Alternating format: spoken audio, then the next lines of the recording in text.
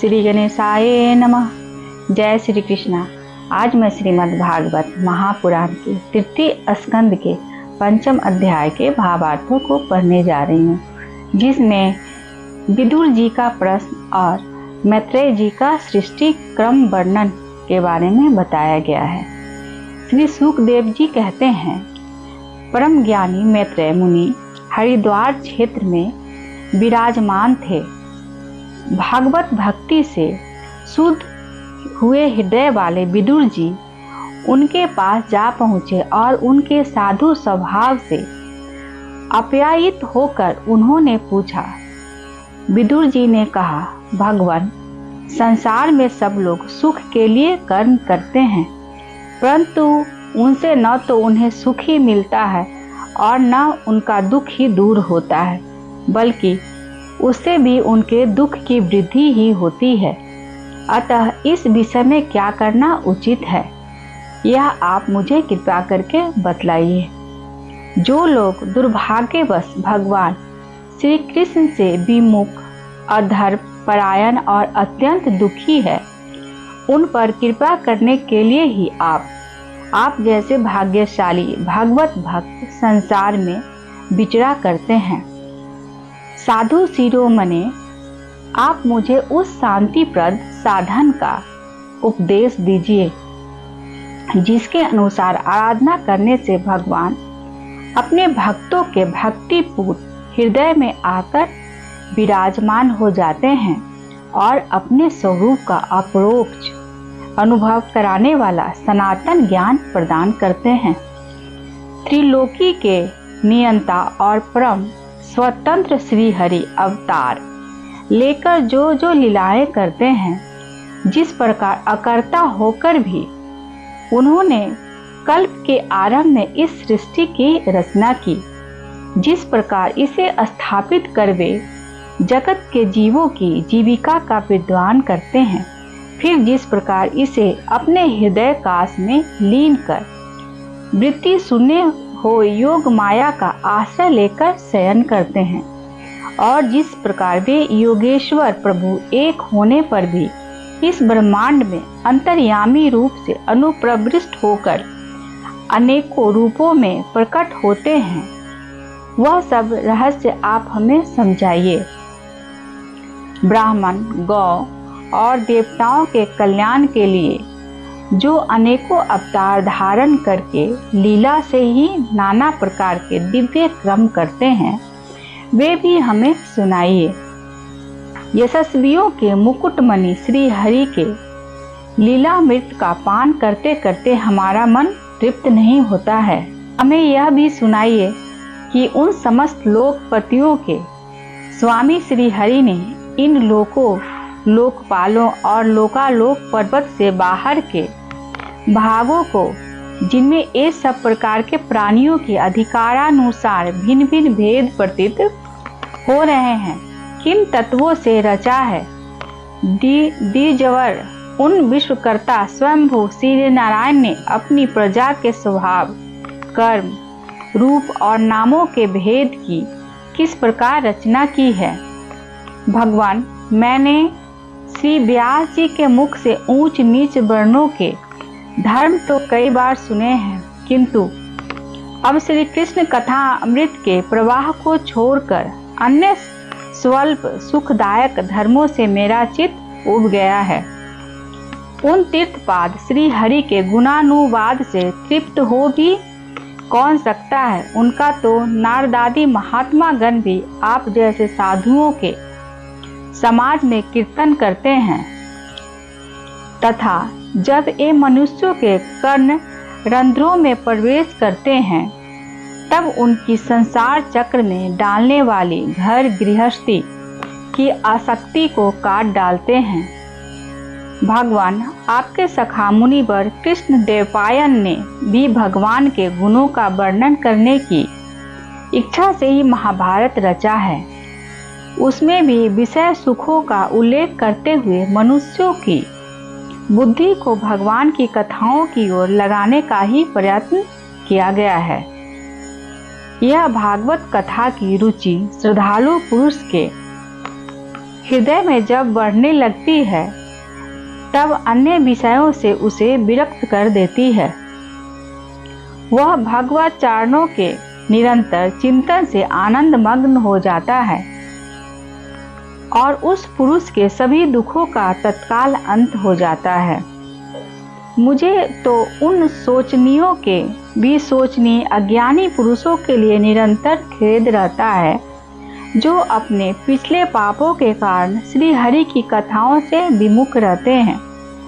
हाय काल भगवान उनके अमूल्य जीवन को काट रहे हैं और वे वाणी, देह और मन से व्यर्थ वाद विवाद, व्यर्थ चेष्टा और व्यर्थ चिंतन में लगे रहते हैं। मैत्रेय जी, आप दोनों पर कृपा करने वाले हैं। अतः भौरा जैसे फूलों में से रस निकाल लेता है, उसी प्रकार इन लौकिक कथाओं में से इनकी सारभूता परम कल्याणकारी पवित्र कृति श्री हरि की कथाएं छाट कर हमें कल्याण के लिए सुनाइए।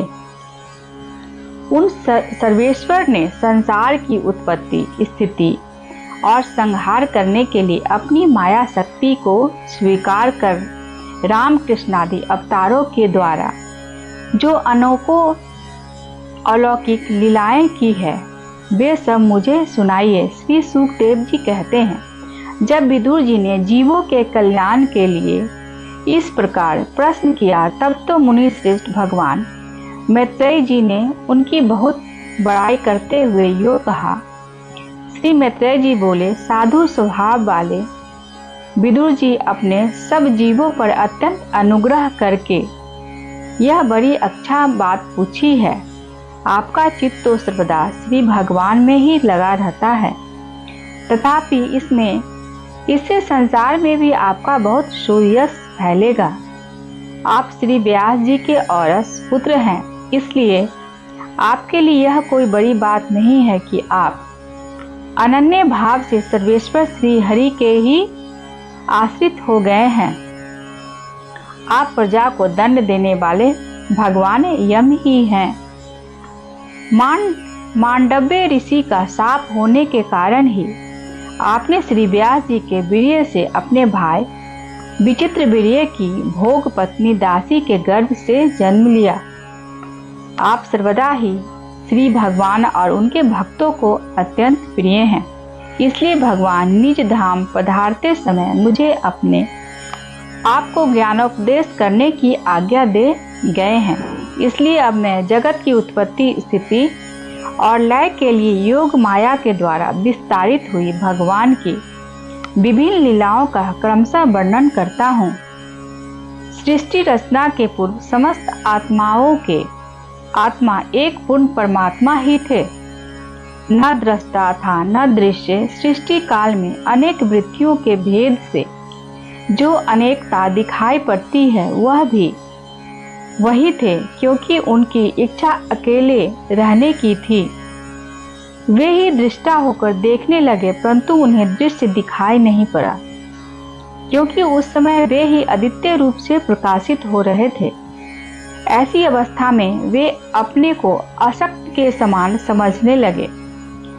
वस्तुतः वे अशक्त नहीं थे, क्योंकि उनकी शक्तियां ही सोई हुई थी, उनके ज्ञान का लोप नहीं हुआ था। यह दृष्टा और दृश्य का अनुसंधान करने वाली शक्ति ही है, कार्य कारण रूपा माया है। महाभाग विदुर जी, इस भावाभाव रूप अनिवर्चनीय माया के द्वारा ही भगवान ने इस विश्व का निर्माण किया है। काल शक्ति से जब यह त्रिगुणमयी माया मोक्ष क्षोभ को प्राप्त हुई, तब उन इंद्रियातीत चिन्मया परमात्मा ने अपने अंश पुरुष रूप से उनमें चिदाभास रूप बीज स्थापित किया। तब काल की प्रेरणा से उस अव्यक्त माया से महातत्व प्रकट हुआ। वह मिथ्या अज्ञान का नाशक होने के कारण विज्ञान स्वरूप और अपने में सूक्ष्म रूप से स्थित प्रपंच की अभिव्यक्ति कराने वाला था। फिर चिदाभास गुण और काल के अधीन उस महातत्व ने भगवान की दृष्टि पड़ने पर इस विश्व की रचना के लिए अपना रूपांतर किया। महातत्व के विकृत होने पर अहंकार की उत्पत्ति हुई, जो कार्य अधिभूत कारण अध्यात्म और कर्ता अधिदेव रूप होने के कारण भूत, इंद्रिय और मन का कारण है। वह अहंकार वैकारिक, सात्विक, तेजस, राक्षस और तामस भेद से 3 प्रकार का है। अतः अहम तत्व में विकार होने पर वैकारिक अहंकार से मन और जिनसे विषयों का ज्ञान होता है वे इंद्रियों के अधिष्ठाता देवता हुए।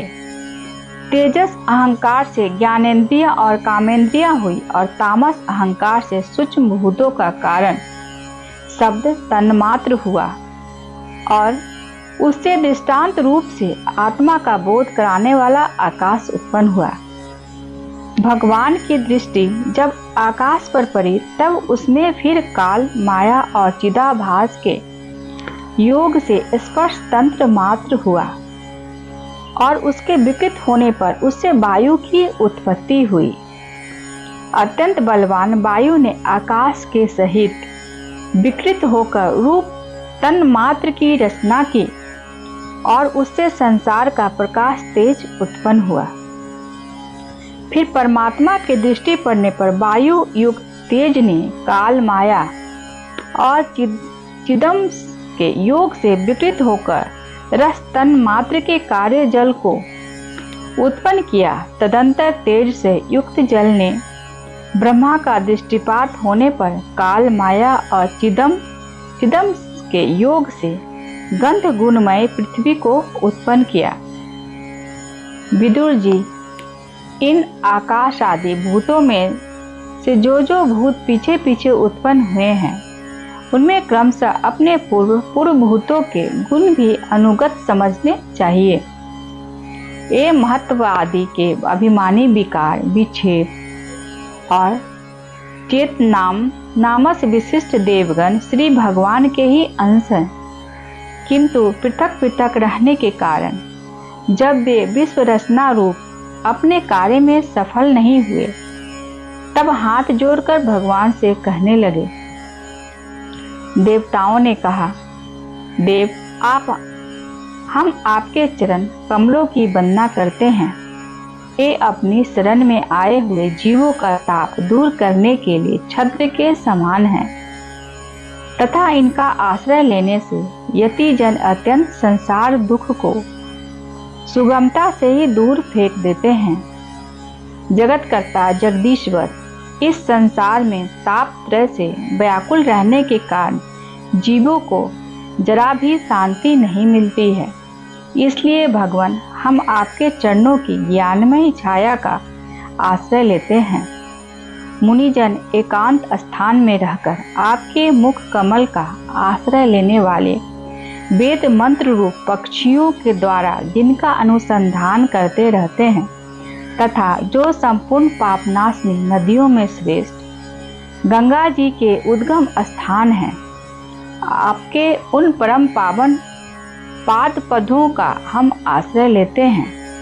हम आपके चरण कमलों की उस चौकी का आश्रय ग्रहण करते हैं जिसे भक्त जन श्रद्धा और श्रवण कीर्ति नादि रूप भक्ति से परिमार्जित अंतःकरण में धारण करके वैराग्य पुष्ट ज्ञान के द्वारा परम धीर हो जाते हैं।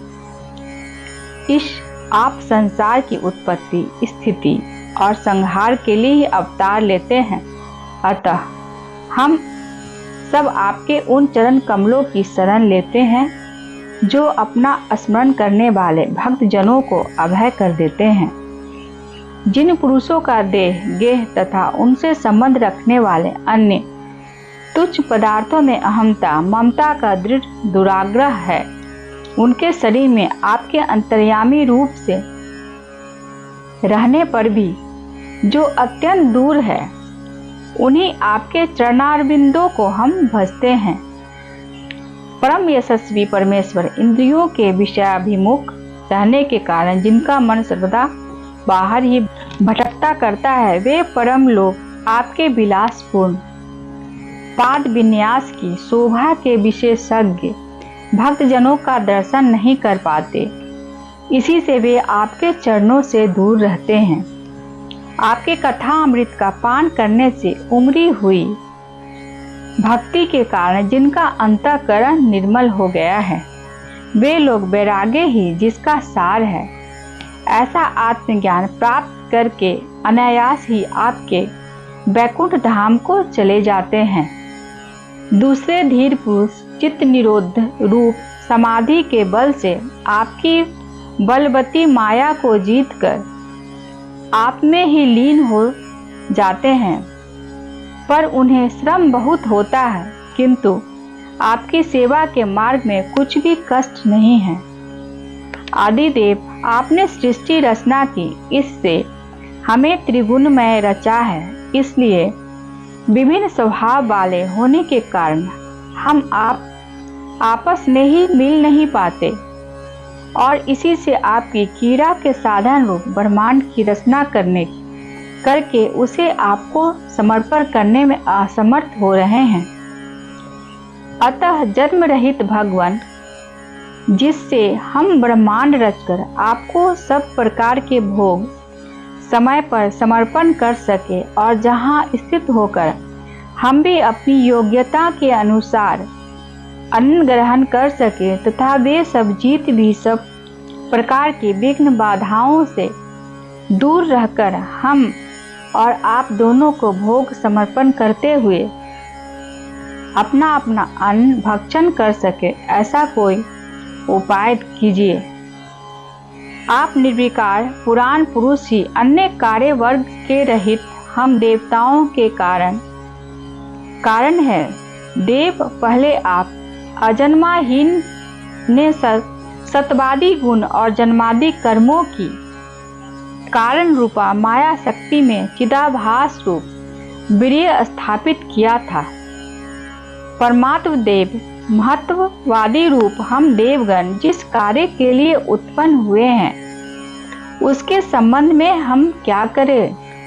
देव हम पर आप ही अनुग्रह करने वाले हैं, इसलिए ब्रह्मांड रचना के लिए आप हमें क्रिया शक्ति के सहित अपनी ज्ञान शक्ति भी प्रदान कीजिए।